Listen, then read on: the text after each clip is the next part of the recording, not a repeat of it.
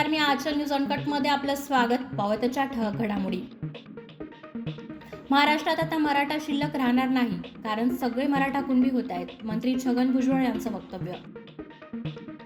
हिवाळी अधिवेशनासाठी सत्ताधारी आणि विरोधक नागपूरमध्ये दाखल. चहापानाच्या कार्यक्रमावर विरोधकांचा बहिष्कार.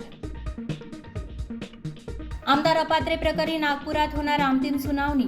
11 ते 20 डिसेंबर दरम्यान सुनावणीची शक्यता. मुलांची झोप पूर्ण व्हावी यासाठी शाळांच्या वेळेबाबत विचार व्हावा. शिक्षण विभागाच्या कार्यक्रमात राज्यपाल बैस यांचं वक्तव्य. नवी दिल्लीमध्ये संभाजीराजे छत्रपती सर्वपक्षीय खासदारांची घेणार बैठक. तामिळनाडूचे मुख्यमंत्री स्टॅलिन यांनी पीएम मोदींना पत्र लिहून 5060 कोटी रुपयांची मदत निधीची केली मागणी. इंडिया आघाड्याच्या बैठकीची तारीख ठरली. चक्रीवादळामुळे रद्द झालेली बैठक आता 7 डिसेंबरला होणार. काँग्रेसची विचारसरणी सनातन धर्म आणि हिंदुत्वाची बदनामी करणे हेच आहे. केंद्रीय मंत्री अनुराग ठाकूर यांची टीका.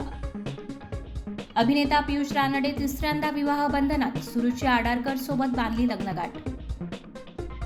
आणि ऋषभ पंत पुनरागमन करण्यासाठी सज्ज. लवकरच होणार टीम इंडियामध्ये एंट्री.